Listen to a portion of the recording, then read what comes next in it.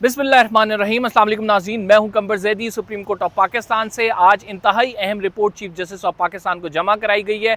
फैज़ाबाद धरने केस से मुतल्लिक है, लेकिन ये तमाम मामला जाता दिखाई दे रहा है जनरल फैज़ के खिलाफ। वो कौन था, सुप्रीम कोर्ट इसका जवाब जानना चाह रही है। पिछली समाअत पर भी जस्टिस काजी फ़ाइज़ ईसा ने जानना चाहा था कि आखिर किसकी डायरेक्शंस पे तमाम होता रहा। फैज़ाबाद धरने के हवाले से कह रहे थे और जो जनरल फाज ने दस्तखत किए थे, कहा था कि वो मुआहिदा भी हमारे सामने रिकॉर्ड पर लाया जाए। लेकिन अब जो हमारे सामने बात जो रिपोर्ट के थ्रू आई है वो बड़ी इंटरेस्टिंग है। इस रिपोर्ट में क्या कुछ लिखा गया है, इसके TORs क्या हैं। एक कमेटी बनाई गई है हाई लेवल, जिसमें 3 अफराद शामिल होंगे। इंटर सर्विस इंटेलिजेंस यानी ISI से भी एक बंदा शामिल होगा।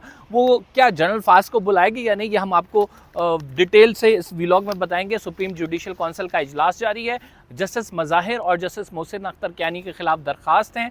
जस्टिस जावेद इकबाल, जो कि आपको पता है चेयरमैन नैब रहे हैं, उनके खिलाफ भी दरख्वास्त हैं जो आई हुई हैं सुप्रीम कोर्ट जुडिशल काउंसिल में। क्या उनका मुकद्दर बनेगा, ये भी हम आपको बताएंगे। और इमरान खान साहब की ज़मानत जो सुबह मुस्तरद हुई है साइफर केस में, उसकी डिटेल रीजनिंग आ चुकी है।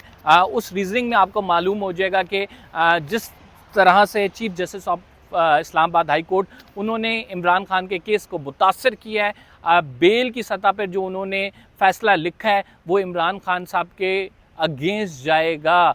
जो मेन केस है उसमें भी अगेंस्ट जाएगा, जिसकी समाअत ट्रायल कोर्ट में हो रही है। तो ये तमाम चीज़ें हम आपके सामने रखेंगे। अगर आपने चैनल को सब्सक्राइब नहीं किया तो सब्सक्राइब कर लें, बेल का आइकन ज़रूर दबाएं, फेसबुक पे फॉलो करना ना भूलें। फैज़ाबाद धरना केस, जिसका जस्टिस काजी फ़ाइज़ ईसा ने ही नोटिस लिया था, और उसके बाद फिर एक सदारती रेफरेंस जस्टिस काजी फ़ाइज़ ईसा के सामने आया था। फिर जस्टिस काजी फ़ाइज़ ईसा उसमें बड़ी मुश्किल से बचे, और फिर जैसे ही जस्टिस काजी फ़ाइज़ ईसा चीफ जस्टिस बने, उन्होंने पहला काम ये किया कि वही केस लगा लिया।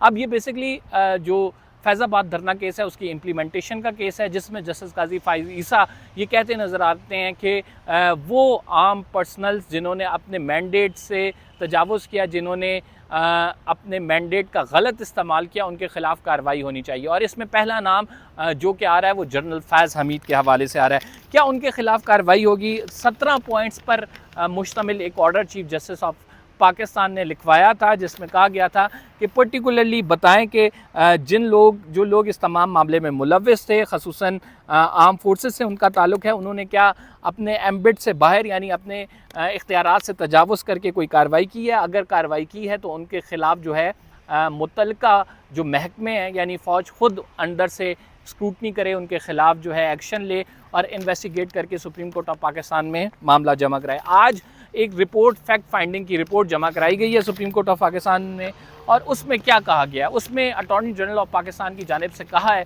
कि हमने एक 3 रुकनी कमेटी बना दी है, जिसमें ISI के डायरेक्टर शामिल हैं, जिसमें एडिशनल जो इंटीरियर सेक्रेटरी हैं वो शामिल हैं, और एडिशनल डिफेंस सेक्रेटरी शामिल हैं।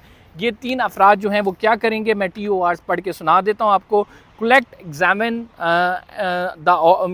And examine all the documents. इसके बाद फिर उन्होंने कहा कि record the statement of witnesses, यानी तमाम गवाहों के बयानात लेंगे। फिर ये तीसरा पॉइंट बड़ा अहम है, ये आप सुने। Determine the role of all relatable personals who manage and handling the particular जो मैटर ऑफ फैज़ाबाद धरना केस, यानी वो तमाम अफराद जो इस मामले को हैंडल कर रहे थे, जो मैनेजमेंट कर रहे थे फैज़ाबाद धरना केस की, उनके हवाले से उनका रोल क्या है। पर्टिकुलरली अगर जनरल फाज ने उस पर दस्तखत किए हैं तो किस हैसियत में किए थे, और जनरल फाज के ख़िलाफ़ कोई कार्रवाई अमल में लाई जानी चाहिए या नहीं, ये रोल डिटरमिन करना है इस कमेटी ने। फिर submit the report with the recommendations, ये कमेटी देगी, और फिर इस पर जो है वो चीफ जस्टिस ऑफ पाकिस्तान फ़ैसला करेंगे कि आया वो इस कमेटी से मुतमईन है, इस कमेटी को वर्क करने दिया जाएगा, ये कमेटी क्या रोल डिटरमिन कर सकती है या नहीं। 1 नवंबर को ये केस जो है समाअत के लिए फ़िक्स है। और पिछली दफ़ा भी जस्टिस काजी फ़ाइज़ ईसा जनरल फैज़ का बार बार पूछ रहे थे, लेकिन किसी ने उनका नाम नहीं लिया था। क्या अब की बात लिया जाएगा? क्या फ़ौज विद इन रैंक्स कोई अपनी अकाउंटेबिलिटी जो जनरल फैज़ के हवाले से है उसको करेगी या नहीं? ये बड़ा एक इम्पॉर्टेंट सवाल है, और इस हवाले से अदालत को आगाह किया जाएगा कि वो कमेटी, पहले तो ये देखना है क्या वो कमेटी जनरल फैज़ को वाकई बुलाएगी, उनसे पूछगछ करेगी, और जनरल फैज़ क्या कटहरे में खड़े होंगे। तो इट्स नियर टू इम्पॉसिबल, ऐसा मुमकिन नहीं लगता। लेकिन अगर चीफ जस्टिस ऑफ पाकिस्तान इसमें कोई हदायत करते हैं तो ऐसा पॉसिबल हो भी सकता है। दूसरी इम्पॉर्टेंट चीज़ जो है वो फैज़ाबाद धरना केस में जो फ़ैसला है वो चीफ जस्टिस ऑफ पाकिस्तान ये चाहते हैं कि इसमें जो कसूरवार हैं, ख़ुसूसन पर्टिकुलरली वो लोग जिन्होंने अपने इख्तियारात से तजावुज़ किया, उनका इशारा जनरल फास की तरफ से था, उनके ख़िलाफ़ कार्रवाई हो, उनका कोर्ट मार्शल किया जाए। लेकिन क्या फ़ौज ये करेगी या नहीं, असल सवाल ये है। और इस पर जो है अभी सुप्रीम कोर्ट की जानिब से पहले जो हदायत दी थी उसकी इम्प्लीमेंटेशन का मामला है। सुप्रीम कोर्ट इस पर इम्प्लीमेंट कराती है या नहीं, ये अब 1 नवंबर को जब ये केस लगेगा तो सामने आ जाएंगी चीज़ें।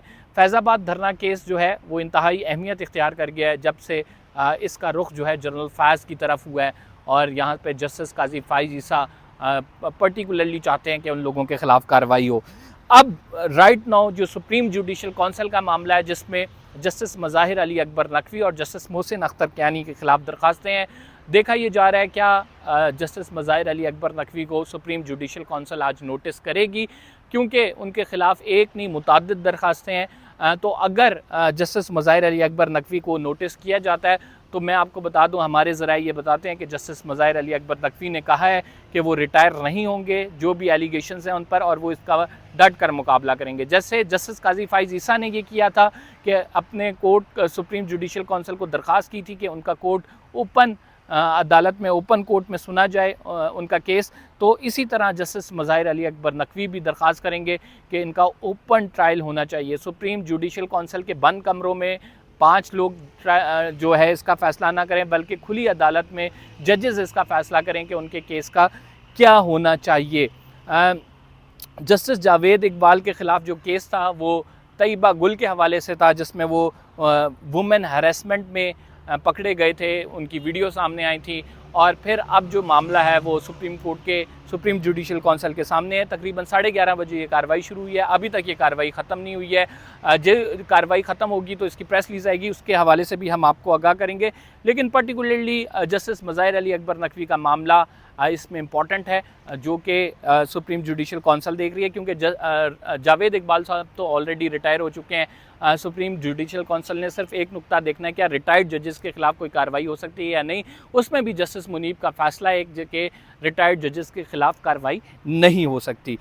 तीसरी इंपॉर्टेंट चीज़ जो आपको इस व्लॉग में बतानी है वो इमरान खान को सुबह ज़मानत जो है उनकी मुस्तरद कर दी गई इस्लामाबाद हाई कोर्ट की जानिब से, और ज़मानत के जो फ़ैसला है उसमें लिखा गया जो केस के मेरिट्स हैं। नाज़रीन, जब ज़मानत का फ़ैसला आता है तो वो एक लाव पॉइंट पे आना चाहिए कि हम इसको ज़मानत देते हैं, ये वजूहात हैं, लेकिन जो वजूहात दी गई हैं उनसे उनका केस मुतासर होगा। किस तरह से ज़मानत के फ़ैसले में जज साहब यानी जस्टिस आमिर फ़ारूक साहब ने लिख दिया कि ये साइफ़र तो इमरान खान साहब के पास है, ये संगीन नोयत का मामला है, संगीन जुर्म है, हम इनको ज़मानत नहीं दे सकते।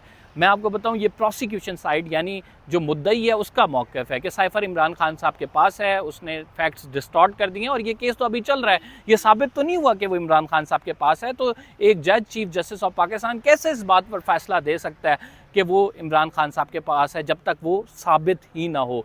इमरान खान का केस इससे मुतासर होगा, और इससे मुतासर होने की सूरत में जो ट्रायल कोर्ट है उस पर भी असरअंदाज होता है ये तमाम मामला के हाई कोर्ट का जज क्या लिख रहा है। तो ये मेरा ख्याल से इमरान खान साहब के केस को बड़ा डैमेज करेगा जस्टिस आमिर फ़ारूक का ये फ़ैसला, जिसमें वो केस के मेरिट्स पर बात करें बजाय ज़मानत के जस्ट फैक्ट्स को निगेट करने के या ज़मानत का फ़ैसला देने पे वो केस के मेरिट्स पर बात करें, और वो कह रहे हैं कि साइफ़र तस्लीम करें कि साइफ़र इमरान खान साहब के पास है, जबकि इमरान खान का ये मौक़िफ़ है कि साइफ़र राइट नाउ मेरे पास नहीं है। तो नाज़रीन, ये आज की ख़बरें थी। आज की ख़बरों में पर्टिकुलरली एक्सपेक्ट ये किया जा रहा है कि सुप्रीम कोर्ट जो ये मामला है वो साबिक़ DGSI जनरल फ़ायज़ हमीद के ख़िलाफ़ लेकर जाएगी, और क्या उनके ख़िलाफ़ कार्रवाई भी की जाएगी। सुप्रीम कोर्ट एक नए मूड में नज़र आ रही है। जस्टिस काजी फ़ाइज़ ईसा के आने के बाद से हम देख रहे हैं कि फ़ौज के ख़िलाफ़ अभी 2 बड़े फ़ैसले आ चुके हैं, जिसमें कमर्शियल टैक्स का एक मामला था कंटोनमेंट बोर्ड्स में, फिर एक रिहायशी बिल्डिंग का मामला था जिसमें फ़ैसला दिया गया, सिंध हाई कोर्ट के फ़ैसले को जो अपहेल्ड किया गया, और अब ये फैज़ाबाद धरना केस का मामला है। तो इसमें देखते हैं अदालत क्या मौक़िफ़ इख्तियार करती है, अदालत क्या इसमें हुक्म करती है। फ़िलहाल के लिए इतना ही। कंबर ज़ैदी को इजाज़त दीजिए, इंशाअल्लाह अगले व्लॉग में आपसे मुलाकात होगी। अल्लाह निगहबान।